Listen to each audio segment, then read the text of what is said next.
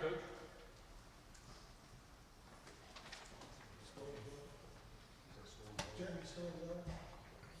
Morning, Coach. Good morning. How are you? What was your question, Andrew? What was your question? I was just clarifying, Storm being upper is Yes, upper. Storm's upper, Tony's lower, and Cam is lower. just like that, 3 starters. 3 starters. There you go. It's the life of a coach. That's why my hair is gray. I'm really 47. But it's been it's been 34 years of this stuff. So tell me when we're ready. Everybody in the back ready? Got it? We're excited about playing in the ACC Championship game. It's only the second time since they started in 2012 that Carolina is playing in this game. And last time was Gene Chizik and Charlton Warren in 2015, and they had a great game with Clemson, and we're sure looking forward to this weekend. It's cool for our team to be the last Coastal champion because it'll never happen again. Divisions will be gone. People have asked me about it. I would have rather kept divisions even if they changed the teams up because I like having a division championship, and I also like the fact that you're less likely to play somebody twice if you've got divisions.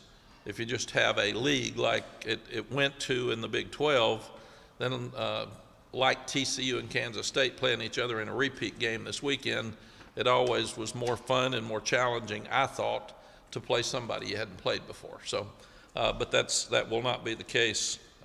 Most likely, there's a better chance that you will have played who you're going to play again in the conference championship game starting next year. But the guys have earned their way into this game. Very proud of them. The fact that they have won 9 games, and it's only the second time since I was here before that Carolina's won 9 games is really cool.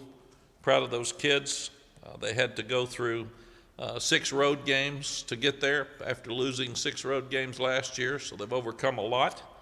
And it's a huge game with a chance to go to the Orange Bowl. And we'd never been to the Orange Bowl before, and we were in the Orange Bowl 2 years ago, and obviously have a huge task this weekend with Clemson, but at least have a chance to go back to the Orange Bowl for 2 times in 4 years, which would be a great accomplishment for us. We said we wanted to be relevant when we came back, and this program is relevant now nationally. There's 10 teams that will be playing this weekend in Power 5 championship games, and we're one of those 10 out of 131. So really, really proud of these guys and proud of all they've accomplished. A lot of guys played well on Friday night. Defensively, the guy that played the best was Don Chapman. That's the best game he's played since he's been here, and he did have an opportunity to intercept a ball that he dropped, but he played great. And he had to play more when Cam came out. But he, Javari Ritzie, Miles Murphy, Kamen Rucker, Power Eccles, Ced Gray, and freshman Marcus Allen all played really, really well. That front played so well. We held in a game that a lot of people are talking about toughness all the time. We held NC State to 59 yards rushing. So our rush defense has gotten so much better than it had in the was in the earlier part of the year. Offensively, Josh Downs, Antoine Green, Elijah Green, Kamari Morales, Corey Gaynor, and Awesome Richards played really, really well. They had some of their best games. Really, really proud of Corey Gaynor to take on the big nose guard at NC State. He's one of the best in the league and did a tremendous job with him. So proud of Corey and stepping up. Special teams, Marcus Allen again. He played really well throughout the game. DJ Jones and Spencer Triplett. When Drew Little got hurt covering punts, Spencer had the deep snap and short snap and did a really good job of stepping up and helping us. Offensively, we need to get back on track. We did so well earlier in the season, and the things that we had as priorities, we were doing well, and we haven't done as well the last 2 weeks. We're not scoring touchdowns at the same pace in the red zone. We scored 3 touchdowns out of 7. You get a 4th, you win the game. So we've got to go back and just continue to look at that. We're not doing well on 1st down, so you're too many long yardage plays on 3rd down. We were 5 for 20, and that's just unacceptable. 4th downs, we were 3 for 3. So still being aggressive and did a good job of getting back on, but we also did a good job protecting. We didn't have many sacks, but we've had too many tackles for loss. And on 1st down, we're either not gaining yards or losing yards, and then it puts you in 2nd long and 3rd and long, and you're not going to do as well in those long yardage situations. Defensively, we've gotten a lot better as the season's gone on. I'm proud of the way the guys are playing. We're allowing less than 10 points per game in the second half of ACC play. We're allowing just over 5 points per game in the 4th quarter of ACC play. So that's a drastic change from earlier in the year.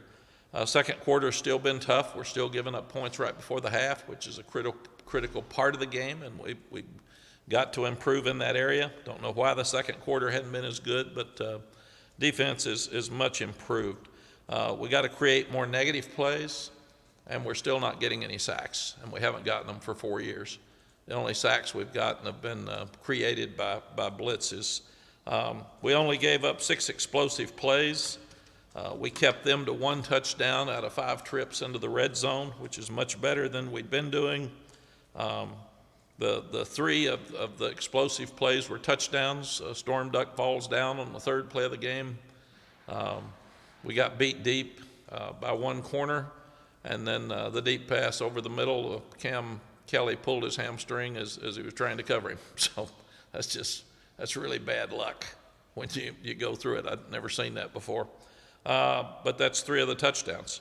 And then another touchdown was created by we had a turnover on a short field and gave them a real short field to score, which our defense has to step up and stop them, but we didn't do what we needed to do. Whole second half really was Will Hardy and Marcus Allen, 2 freshmen, and Legend Cavazos playing in the secondary, and they did a good job. I'm really, really proud of those guys, and most of this team will be back next year, so it bodes really, really well for the future. You start looking at points off turnovers. Again, they turned the short field into points for them.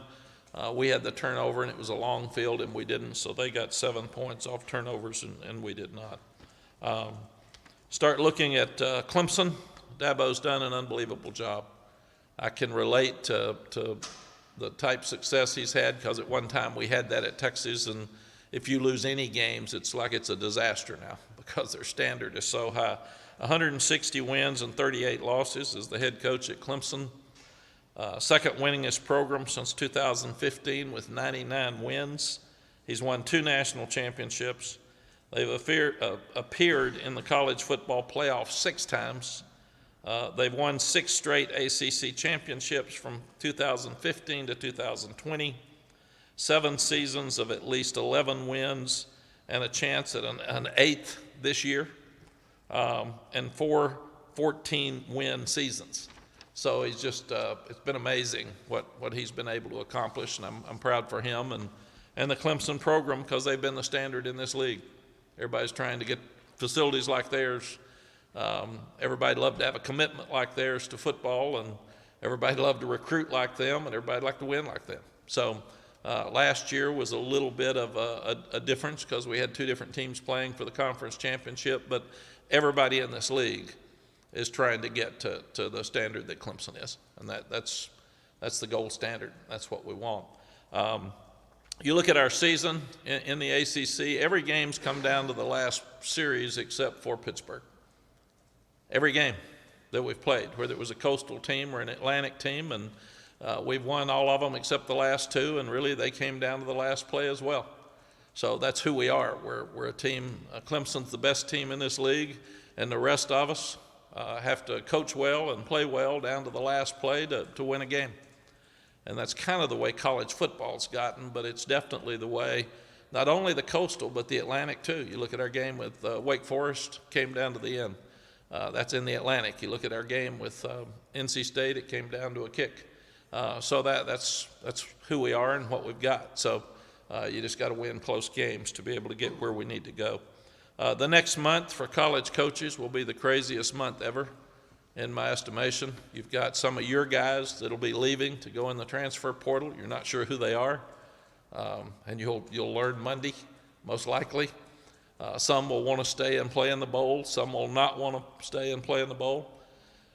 You've got some guys that may want to opt out across college football. We had 4 for the Orange Bowl 2 years ago.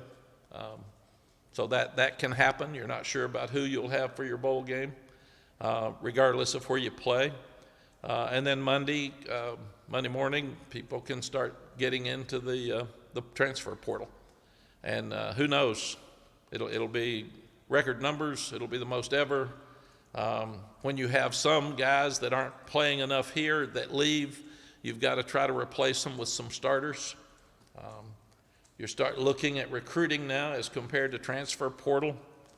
Who you get in the transfer portal, those guys will be more ready to play immediately than high school players. So I really worry about in the future high school recruiting not being as important as transfer portal recruiting. It's just the way it is, and it's a concern, but it's real and it's out there. So roster management's a disaster. You're trying to figure out how many you got on your team and who can come in, and you got to wait till Monday when you see how many are going to leave before you can figure out how many you can sign. A lot of new ground for college coaches starting on Monday for the next month. Questions? When you look at the last 2 weeks, losing close games that you were previously winning, what is the first thing that stands out to why you guys were unable to pull those games out? We haven't played as well on offense. We're playing at a really high level on offense, and we've had too many misses on third down. We've punted more than we've punted since we've been here probably, and we haven't scored as many touchdowns in the red zone. Those would be the 2 things I would say is the difference in the game. Defense has gotten better, and offense hasn't produced as well as we did in the previous games. To expand on that, going back to the Wake Forest game, the last 32 possessions, you guys have 6 touchdowns. What's the problem there? What is not working right now that maybe was working before? We're not as consistent. It sounds like coach speak, but it's facts. So we've played good defenses. Georgia Tech and Georgia were 13-7 at halftime, and Georgia Tech drops a snap on a punt and turns the ball over the next series, and Luke gets too far behind to catch up. But they've done a good job on defense throughout the year, and then NC State's one of the best defenses in the country. So I think you got to give the other team some credit too. How do you balance out for moving on from getting these 2 losses and the slate being clean and it all comes down to 1 game in the title game to taking lessons from the last 2 games and kind of looking back at, hey, what can we do better? Yeah. If you go back to 2 games ago, it was down to a catch. If you go back to last week's game, it's down to a kick. I mean, we say we need to get better on offense. What we scored 27 points. I mean, that's a lot of people would like that. The thing I would say is that, me included, if you'd ask a North Carolina fan or me in August, would you take 9 wins and a chance to play Clemson for the conference championship? We'd be so excited. And it's funny, we have the same record as Florida State, but they've won a couple at the end. We lost a couple at the end, so everybody's so high on Florida State, and people get down on us. Look at the facts. Facts are this is one of the best seasons in our school history, and we're playing for the conference championship for the 2nd time ever. That's pretty cool. So I'm not going to let a player or 2 get me down. So then is it fair then that it's just forget about the last 2 games, focus on them now, and that all attention is on this game, and it doesn't really matter what happened in the past? It's fair that you don't ever forget about a loss. We forget about wins. That's facts, coaches included. But it's also fair to not sit around and pout because there's only 2 teams in this league that are playing for the conference championship. We're one of them, and that's pretty cool. So I'm gonna be proud of this team. I'm not gonna beat them up. You talked about kind of maturity going into the Georgia Tech game and being concerned maybe that the team was looking ahead. Did you see any of that the last 2 weeks, kind of looking ahead to this ACC title game? No, NC State's got a really good team, and they've got a great defense, and it's a very emotional game. We came down to where we missed a kick. I mean, I thought we played hard. I thought it was a great game. I love the crowd. I love the fact it was full and emotional, and people saw a great game. So that's it. Georgia Tech, I didn't think we played as sharp on offense, more like Virginia. Defensively, we've played as hard as we can the last 2 weeks and getting better. You hold somebody to 21 points, our offense should score more than that. You mentioned only basically getting sacks when you guys blitz, but you don't blitz a lot, and Gene has told us in the past that part of that's maybe confidence with the corners. So where are you guys right now as a defense program defensively with blitzing, and how that relates to the trust you have in the corners? We blitz more than people think after midseason. We had to get more pressure. We got to just play better. Got to coach better and play better in those positions. I mean, if you can't cover, you can't get there without covering. It's a easy question. It's a hard fix. The blitz numbers have picked up. Why have the blitz numbers picked up? Because it's a need, because you have to get more pressure that way, or is there Yes. something that you said, okay, this part of the defense is a little bit better now, so we Yeah. can blitz? At one point, we weren't stopping anything. We weren't stopping the run or the pass, and we weren't getting any pressure on the quarterback. So I said, stop something. I mean, come on, man. Let's stop a run. If you have to put all of them on if they're going to beat us, make them beat us throwing, but don't let them beat us doing both. That way we don't get the ball back. They keep the ball, they rush for 250 yards, and they throw for 250 yards, and we're just standing there getting beat. So change something. Don't just keep doing what you're doing, and they've done that. And they've done a much better job stopping the run here lately. So I'm proud of that, and now we've got to play better in the secondary. And really and truly, there's 6 explosives, and 3 of them were touchdowns, and 2 of them were really unique. Guy falls down. It's our best corner probably, and another guy pulls a hamstring on a deep throw. I mean, we can tell him to stay up, and we can tell him not to get hurt. But other than that, I don't know what you do. Mack, what is the biggest, when you look at Clemson, the biggest concern you have when you look at them as a team, offense and defense? Well, they've got the best group of defensive players in the country. I mean, their front line and linebackers are just draft choices. That's you look at them, you look at Georgia, and you see 2 of the best defensive teams in the country. That's just who they are. They've recruited that well. And their secondary has been young and banged up some like ours, but they're playing much better. Offensively, the quarterback has come back and lost a bunch of weight. He is a load. He is so hard to tackle. And Will Shipley, which we knew in high school, is one of the best running backs in the country. And they've always got great skill outside, and they're tall, so they can throw the ball up outside. So they're a handful with everything they do. They're well coached. They're confident. They expect to win. They're deep, and people have not been able to run the ball at all. And then it's hard to pass protect. I looked at their number of sacks, and talking about us not having many, they got a bunch of sacks and a bunch of pressures and a bunch of tackles for loss, and that's just who they are. Does it make it easier having just gone up against guys like Drake Thomas and Peyton Wilson to go into another team with an electric defense like that? Yeah, you know, the Georgia Tech had some really good defensive front players. Pittsburgh's got some of the best in the country. So we're used to that here lately, and a bunch of people are pressuring us. So I think we won't be in shock with whoever we play. Yes. Yeah. And so you mentioned the Clemson defense, but you also said the offense, isn't being as consistent as it used to be. So what's the key to getting back to like the App State game where the offense could every time you put them on the field score a touchdown? God, I wish I could answer that for you. We're staying over here till about midnight every night trying to figure that out. And we've got one of the things I think we haven't done as well is we haven't been as patient. And people are really backing off and trying to make us throw short. And we had 8 explosive plays, which is not what we normally have. And they just played way off of us. And we've got to make sure that we're being patient and taking what they give us. And to do that, you got to catch the ball and you got to make yards after catch.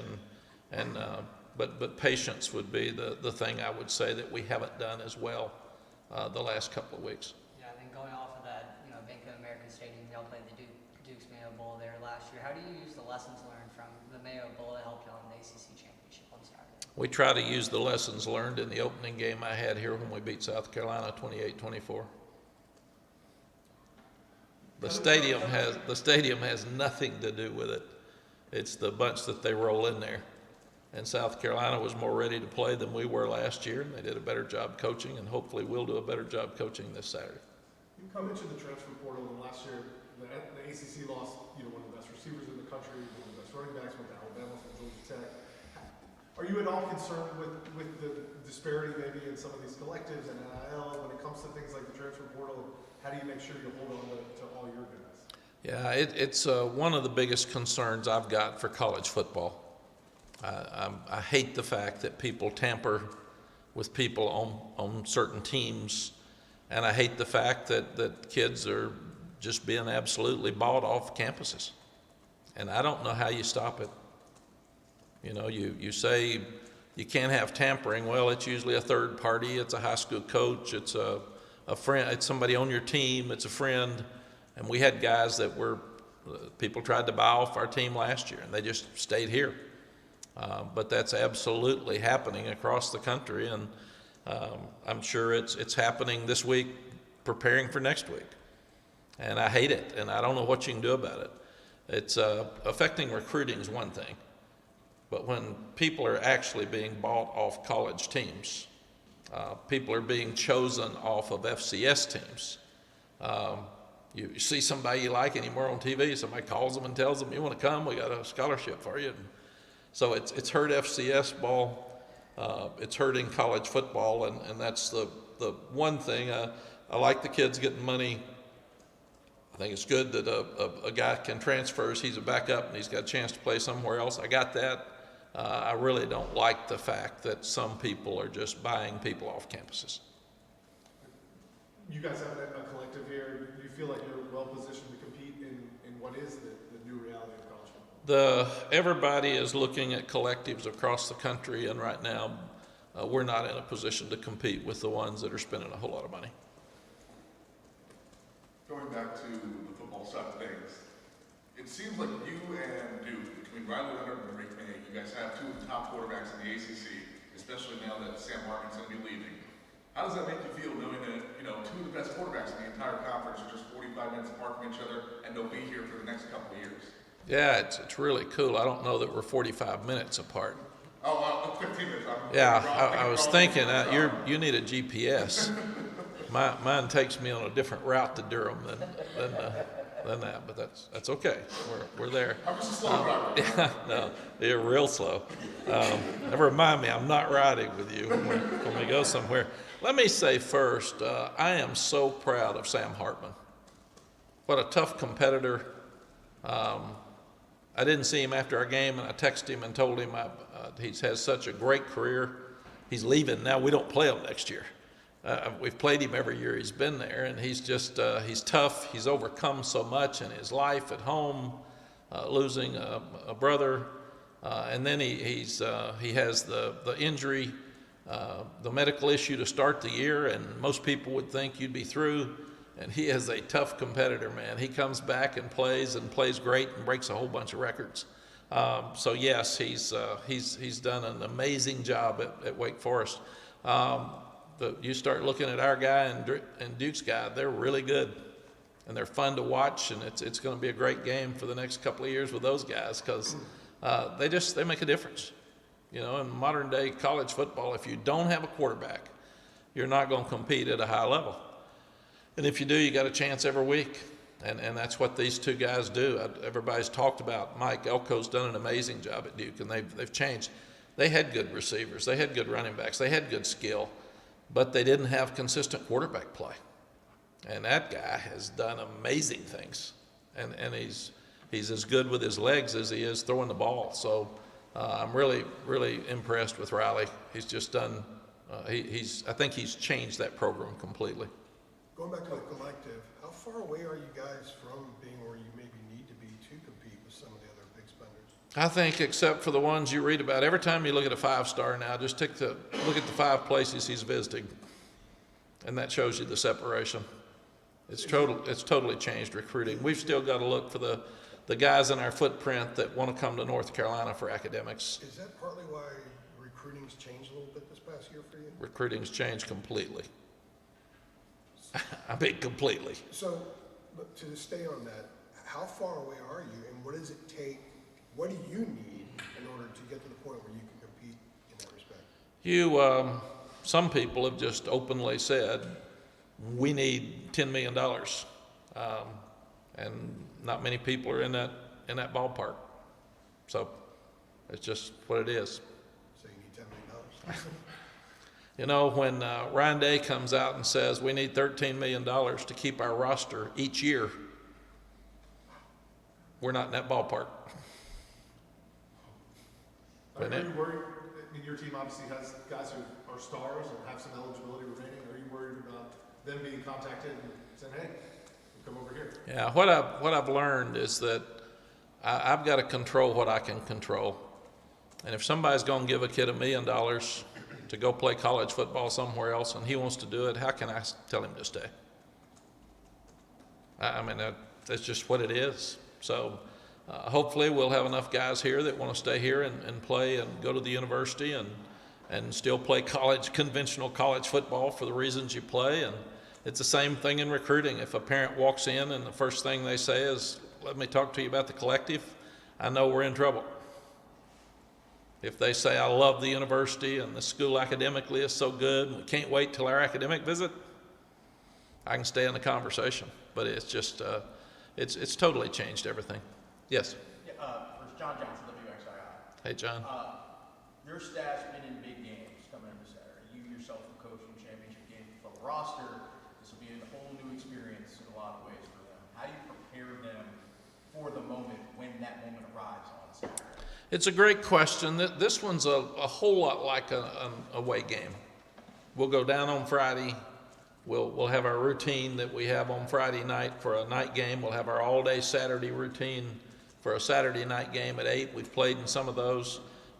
So that part of it I don't think will change. The unique part is who gets to travel, how many, who can be on the sideline if they're not traveling, all those things. Clemson's got this down pretty good.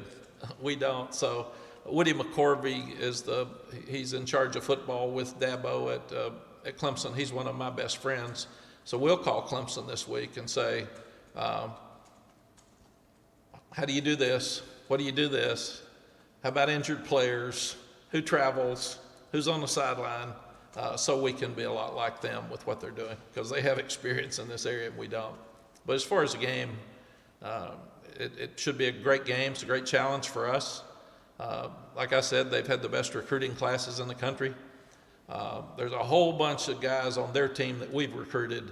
There aren't many on our team that they've recruited. So it's just what it is. Matt, you guys gave up, I think, 6 sacks against Georgia Tech, only 2 last week. How do you feel about where pass protection is at this point in the season, especially considering the talent they have up front? Yeah, the pass protection's been really good for the year. And in some cases, we've held the ball too long. We've had a back go the wrong way. It's one of the problems with young backs. That's why they haven't played as much. People have blitzed us so much here at the end that you got to have experienced backs in there to pick up the blitz. Sometimes it's a tight end. But the offensive line, I'm really proud of this year. They've done a great job. And I think a number of those guys may come back, so that could really help us for next year. But as far as their front, though, I mean, with the talent they have up front, any battle like you did, do you feel like it's kind of the challenges you've been dealing with all year? Yeah, they've sacked everybody. So, I mean, they have. It's just they just grab them, throw them down, and go get them. So we'll have to play our best to have a chance to win. Given that the regular How has season, Drake May kind of handled the last couple of weeks? I mean, to this point, it's been all praise, Heisman talk for him, all this chatter, and then the last 2 weeks, there's been the offensive kind of drop off, if you will, really kind of the first bits of adversity for him in his career. Yeah, he's such a competitor, and he wants to win. And when we don't play well offensively, a lot of people go back to the quarterback. When we do, it's him too. So, but he's learning how to handle that, and he'll compete hard to win on Saturday. I mean, that's just who he is. given that the 12 regular seasons in the books now, is this week an opportunity maybe to get a little bit of a mental refresh for the guys? Because those 12 are in the books, and you can achieve something extremely tangible this week. So is it easier for them to disconnect from what, especially how things closed out? Yes, I think so.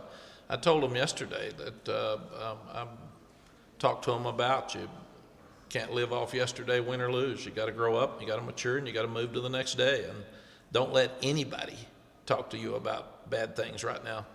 This is one of the best years in this school history, and still a lot out there to play for. So, and I have to be the front of that. So I told them I am so proud of them, and more to play, more to do. 9 wins with 2 games left, a chance to win a championship, which we haven't done but once since 1980. There's so many things on this table that are really cool. I am not going to allow anybody to beat these kids down.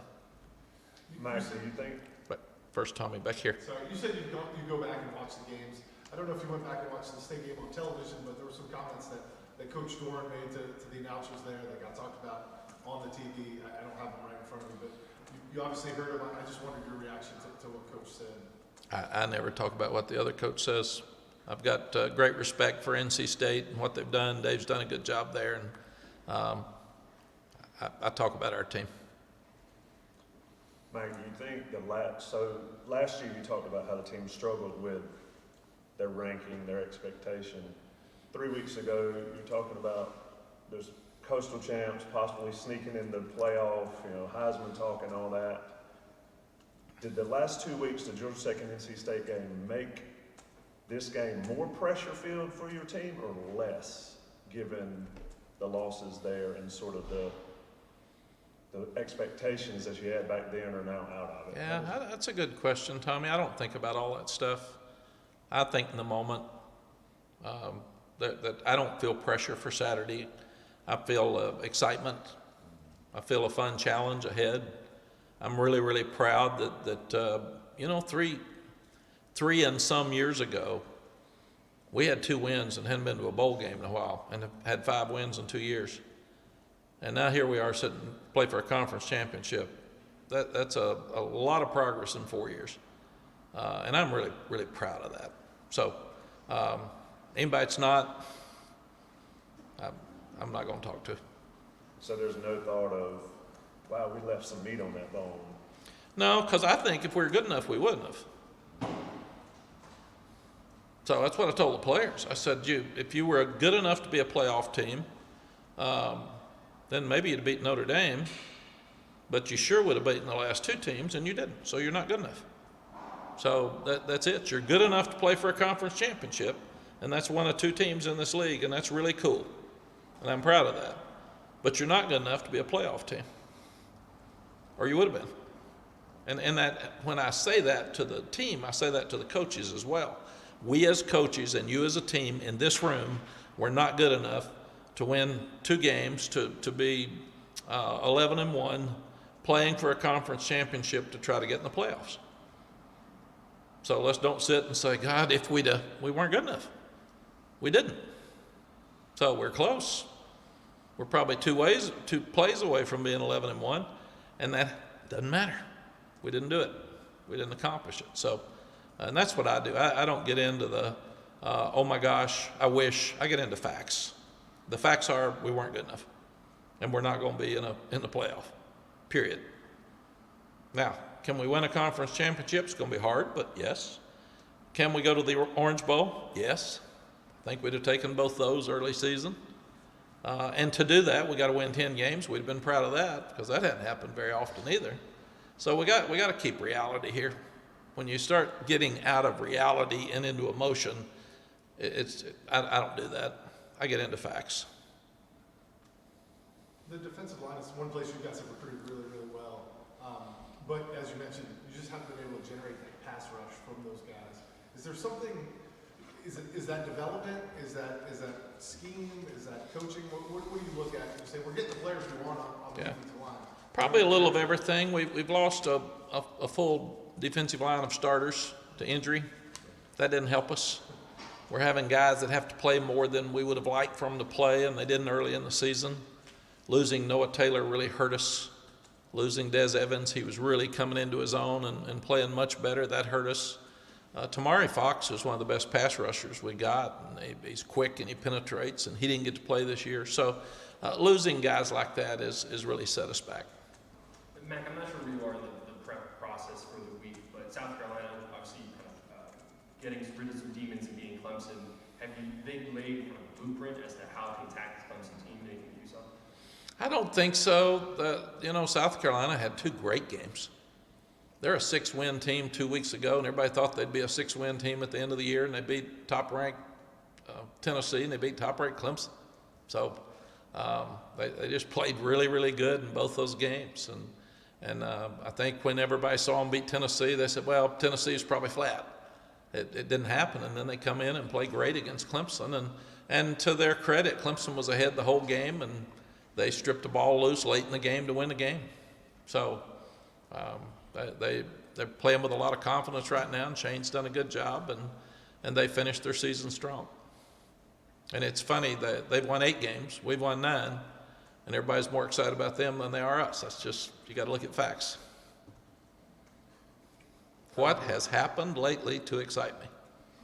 So that's kind of where we are in our life. That's the shiny new nickel. How much do you sense the reaction from the fans over the last couple of weeks? And do you see it as a positive in the sense that, and I think I've talked to you about this before, that when it gets to the point of anger and hurt, then it shows that you're doing something right because the losses actually mean more than when there's apathy and it's kind of expected? Yeah, I look at how the fans support. I don't get on the internet. And like I said, those guys usually aren't very happy when they're on the internet. I learned that at Texas. But I see the reaction of the fans. We had a great crowd at Georgia Tech. We lose the game, they come right back on Thanksgiving. We have one of the best crowds I've ever seen here for NC State. They stayed, they fought, they pulled hard. I don't interact with fans. I'm over here at 5:30 in the morning, 6 o'clock in the morning, and I leave here at 6 o'clock at night. That's just kind of what happens in my life, and I don't go shopping, and I don't go to the grocery store, and I don't go out, so I don't see anybody. I see you all here on Monday, and that's about it. So I don't hear fans, but I think, again, if you look at a fan that wants to be mad, I can't keep him happy. I'm trying, but do you think that when there's apathy, a team loses like, well, they expect it, and there's not the high degree of anger? Yes. When there is anger and there's hurt, it means you're actually doing something right because the expectations were higher. Yeah, it's good. The word anger to me is like when you're trying to beat somebody up in an alley. I don't feel like I'm going to get jumped. So, yeah, well, there's a lot of anger in your world. You live in a world of anger. God, you all have to, you really do. Every day, your little world is I get on my internet, and you're so excited when there's anger because that means a lot of people are on there and interested and it stirs it up, but you live that world. I don't live that world. Yeah, no, we shouldn't, because my life's much better than that, because I get to go into a bunch of kids and pick them up that played their guts out, that lost, and they're down, and you get to go home and be miserable with all those miserable people on your internet. So that's thank God I'm not doing that. Pull them from the ledge, and then when they're really excited, my job is to push them toward the ledge. So. Yeah, well, and if we win Saturday, which people will not give us any chance to, but if we won Saturday, then some of those that say, God, I can't believe they lost those 2 games, we'd be in the playoffs. So they're going to be miserable anyway. I mean, there is an element that always is. That is. Miserable's miserable. I'm not a miserable person. I don't live that world. Thank God I don't live in that world. But if getting angry and my world's coming to an end because of a football game, it's probably need to reevaluate some points of their life.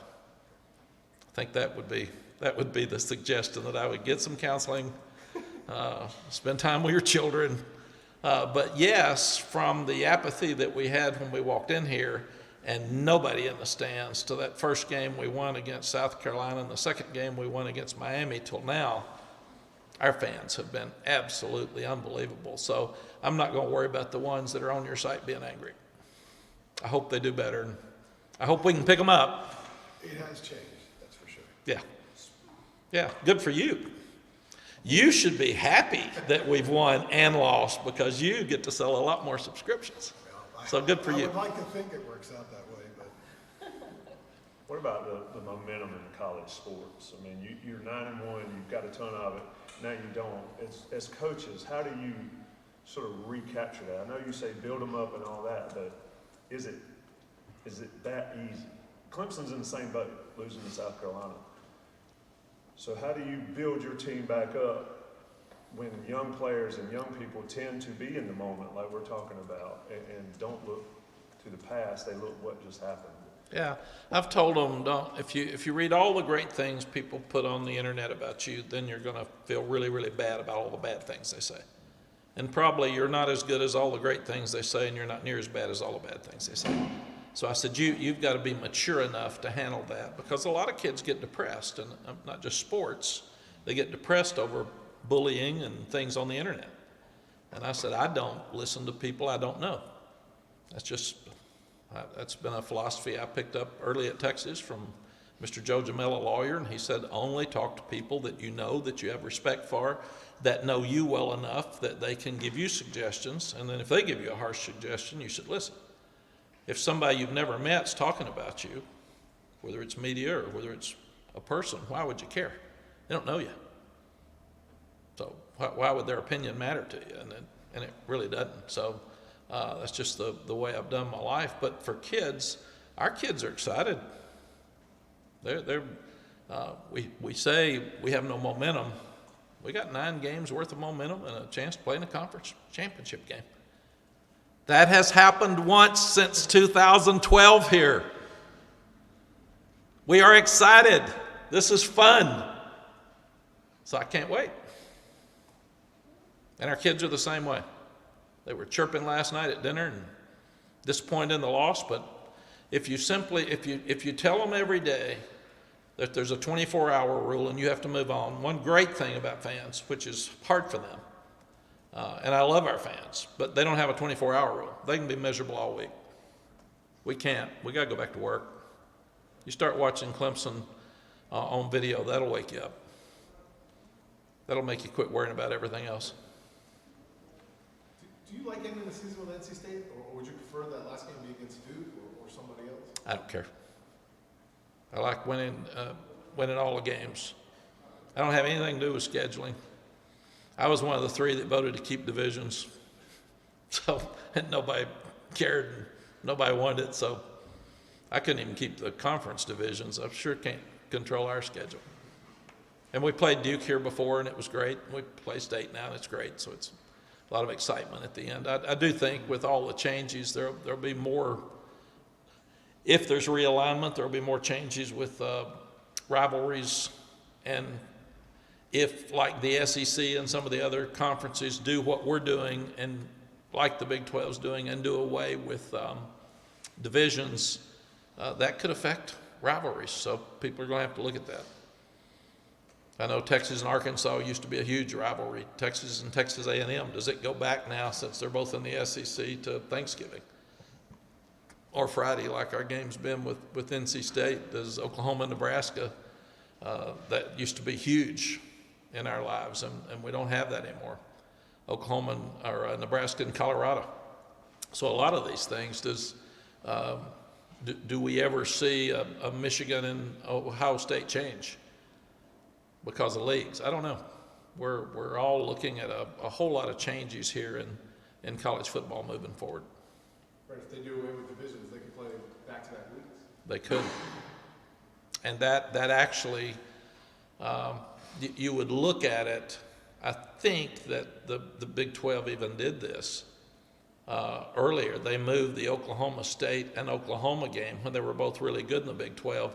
They moved the Oklahoma State game up into the season so you wouldn't have back-to-back games if both of them won, because both of them were doing well. So that's something else we'll all have to consider.